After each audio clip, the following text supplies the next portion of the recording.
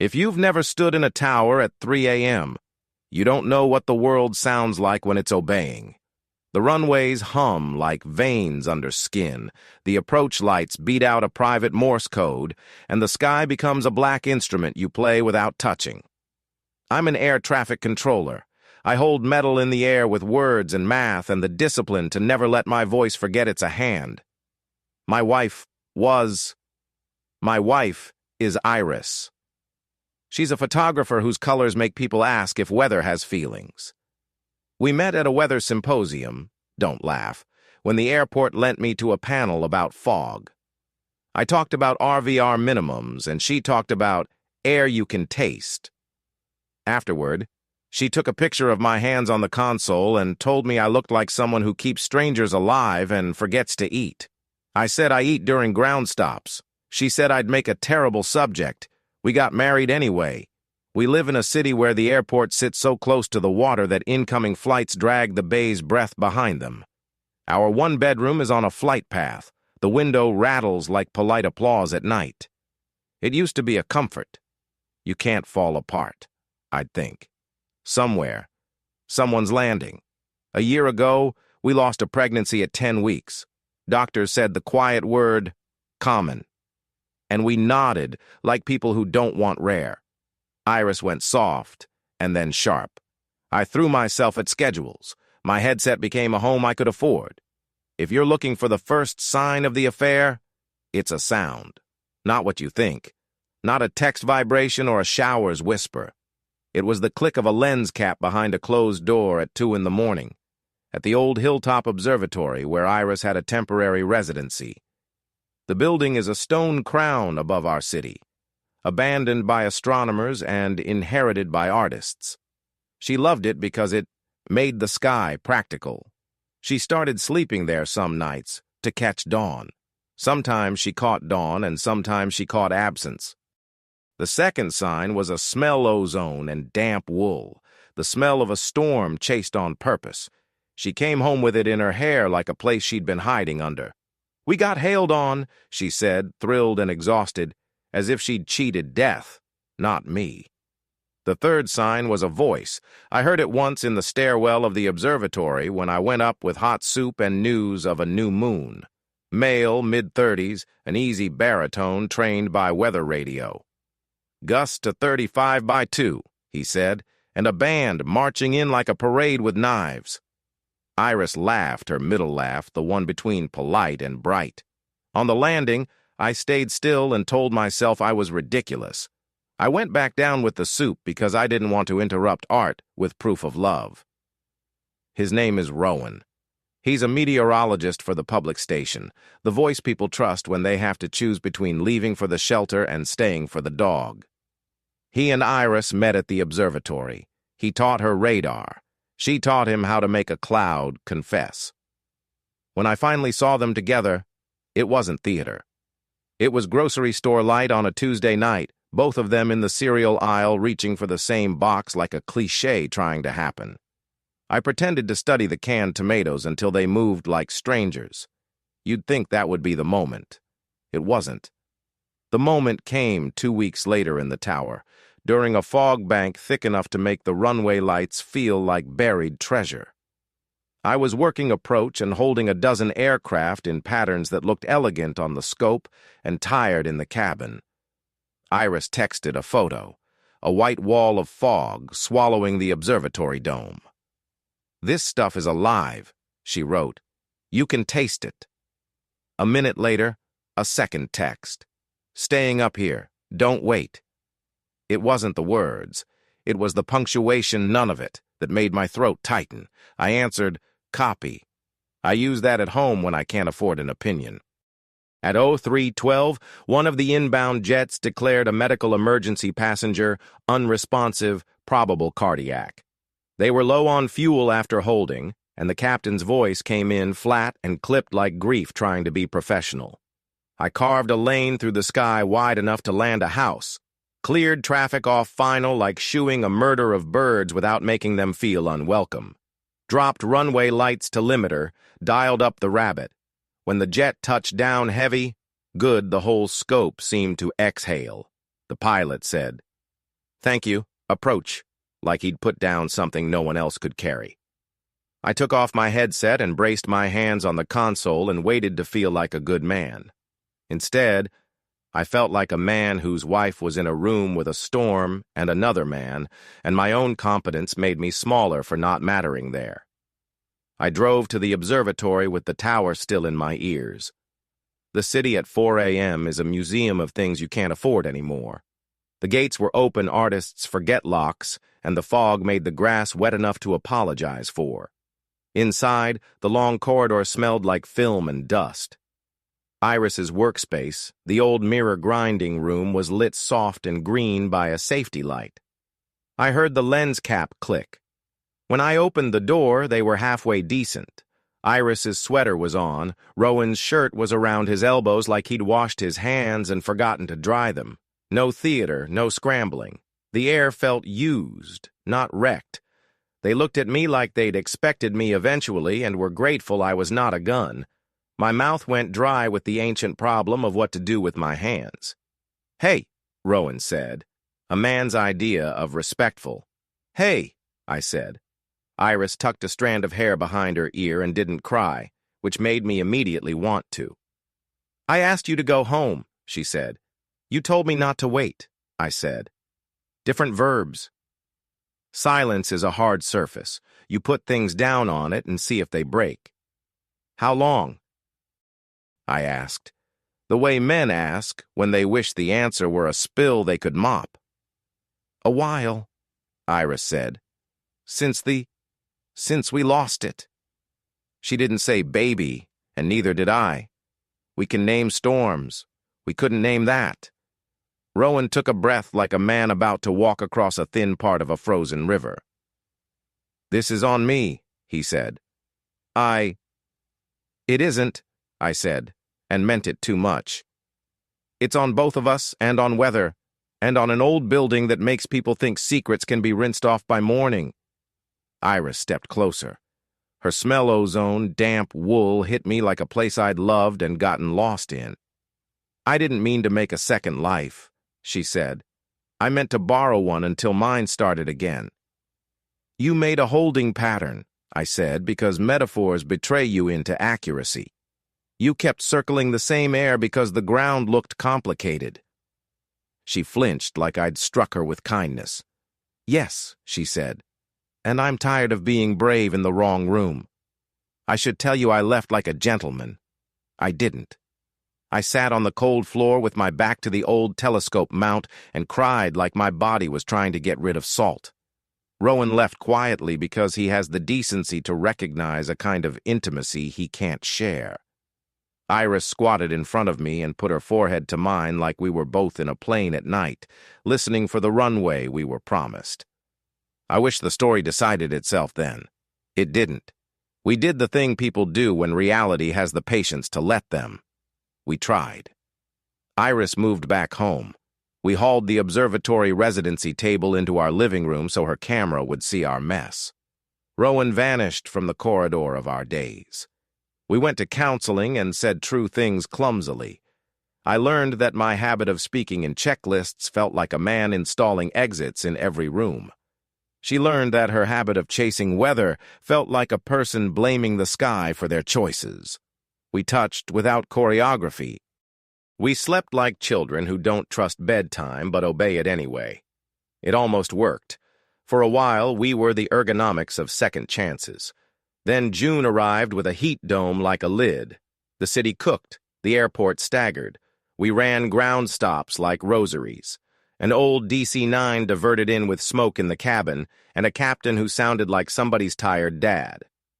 I sequenced them into a hole the size of a hand, watched the scope breathe, and thought, "See? The world can still be arranged." On the drive home, Iris texted a photograph, the observatory under a thunderhead. "There's a shelf cloud like a continent," she wrote. "Rowan's giving a talk. Want to come?" Rowan, not he. I pulled into a gas station and sat with my hands at 10 and 2 on a car that wasn't moving. "I can't," I typed. "On shift at midnight." "Okay," she wrote. No punctuation. The word landed like a plate you don't know is cracked until it breaks in the sink. I tried not to imagine applause. At 23:17, we lost runway 9 to a microburst. The scope lit up like the inside of an angry hive. Pilots diverted. A regional jet climbed too fast and got spanked by shear. My voice came out of muscle memory, and the plane did what voices do to metal when metal believes them. When the storm passed, the world felt briefly squeaky and new, like a hospital corridor just mopped. I stood at the tower's catwalk and watched lightning walk away over the bay. On my way home, I drove up to the observatory without deciding to. Cars lined the road like a spill. The hall smelled like bodies pretending to be interested in science. In the domed lecture room, Rowan stood beside a projector talking about hook echoes and overshooting tops. His sleeves were rolled to mid-forearm. The audience had a crush on his competence. Iris sat at the back, camera on her lap like a tame animal.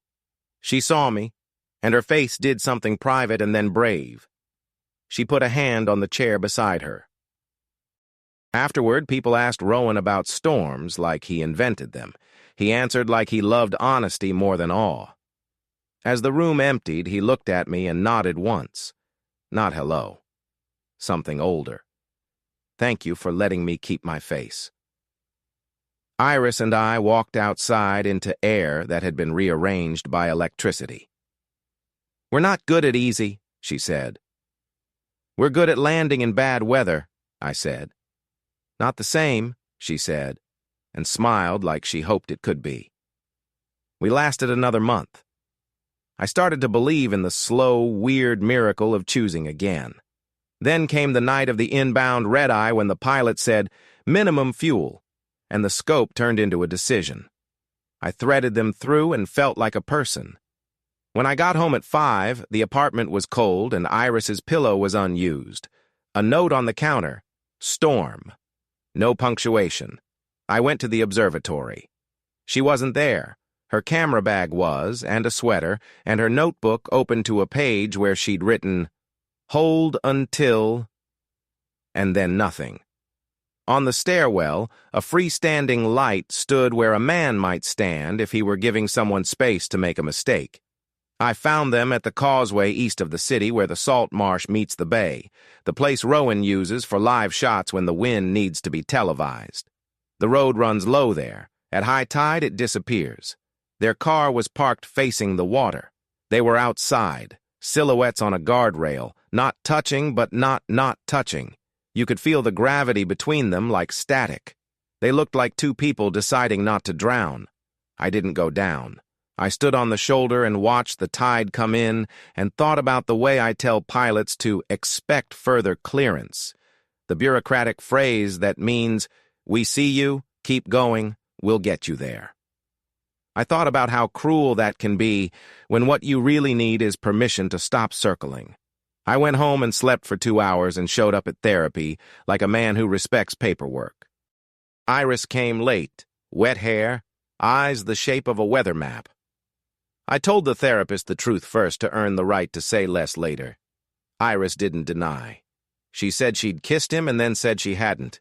She said she'd told him goodbye and then admitted it was a word she doesn't know how to hold in her mouth for long. The therapist asked what we wanted that wasn't noble. Silence is a hard surface. I put something down. I want to stop living at minimums, I said. I want a life where nobody is waiting for permission to land. Iris cried the kind of cry that makes a person younger. I want to stop being a storm chaser, she said. I want a house that forgives me for being still. She looked at me. I don't know how. Me either, I said. That's a love sentence sometimes. We made a plan and were faithful to it for 8 days. The 9th day was the Coastal Swell Festival, the city pretending it had always loved the ocean politically. Iris went to shoot the parade of lantern boats. I worked swing. At 21:10, the port called the tower to say a kayaker had flipped in the channel near the ferry. The Coast Guard asked for all eyes. The approach corridor faced the water like a balcony. Through binoculars, you could see the boat lights move like slow animals. On the far pier, two figures stood too close to the edge, one holding a tripod. I knew those shoulders. A shout. A flashlight arc. One of the figures went down, slipped or pulled, I couldn't tell, and the other grabbed a jacket and became leverage. The person in the water thrashed with the specific chaos of someone who believes air is an opinion. A ladder appeared from a responsible universe. The figure on the pier hauled the wet one up with a competence that had nothing to do with romance. Even through glass and distance, I could see it was Iris who had gone over and Rowan who had pulled her back. You don't thank a man for that. You can't compete with that. You let the truth sit where it belongs. The rescue became a rumor. In the days after, Iris was quiet in a way that made furniture gentle. She didn't mention Rowan, and neither did I. We watched a show where a family solves each other like crimes and pretended that was our language. Then she said the sentence that ends arrangements. "I can't be two people," she said. "I can't ask you to hold pattern while I try to make weather into a house." "Then pick a runway," I said, because even at the end, I am the man I am. She did. She left kindly, like a person taking their hand off a bandage slowly so the skin beneath can decide how to feel. We divided the books. She took the ones with pictures of wind. I kept the manuals. She kept the camera that hates me less. I kept a Polaroid of her at the observatory, hair up, chin raised, in love with something above us. I didn't go to the hill for months. The tower's elevator made its speeches. I made mine. Planes came and went. The airport taught me the comfort of repetition. Some nights after the last inbound, I'd step onto the catwalk and turn the runway lights down one click and tell myself I was practicing mercy. People will ask, "Where is Rowan?" With her. Not like the romance you think, like two people not drowning. I saw them once at the morning market buying fruit with cash. He handed her a plum and she bit into it and made a face like weather you live through. She saw me and waved and then didn't, the way people do when their chest remembers the cost of politeness. I nodded in the language of men who don't need to be thanked. I went home and made coffee and put my cup down on the windowsill that rattles when the 737s decide to sound like home. There is an ending. It's not cinematic. It's a small night in winter when the fog returned like a friend who forgives you for lying about being busy. I was on the midnight push, stacking inbounds when an older pilot, tired and honest, asked for a straight in because his co-pilot was new and the world felt wobbly. The winds were quartering. The book said, "No." The room said, "Be a person." I carved him a path and held everyone else a minute longer than comfort. He touched down like a lesson. "Good night, Tower," he said, and the way he said it made me feel like someone had patted my shoulder without invading it. After shift, I drove to the observatory. The gates were locked. I walked around them. I've learned the geometry. The grinding room was dark. In the dome, the shutter was half open to a sky that had decided not to be seen. On a small table, Iris had left a print. A long exposure of runway lights from above, ribbons of white and red and green like the inside of a brave animal. On the back, in her writing, "Holding patterns look like halos if you don't know the math." I laughed because I am tired of not laughing at good sentences. I leaned against the old telescope and let the dome breathe around me. I didn't wish for her or him or a different past. I wished for good arrivals and true departures. I walked outside and the fog hugged me the way family does when they love you and are also done giving advice. Down below, the runway lights winked their code. I went home to my one-bedroom on the path planes used to say, "We made it." The window rattled and I didn't mistake it for applause. I made eggs, ate them with hot sauce, and put the plate in the sink, because sleep is easier when the kitchen looks like forgiveness. That's my confession. My wife cheated with a man who talks to the sky for a living. She also saved herself from water the same week I cleared a lane for a stranger who would have died if I hadn't been boring and precise. Both truths belong to the same person I became when I let the love I had be the love I deserved.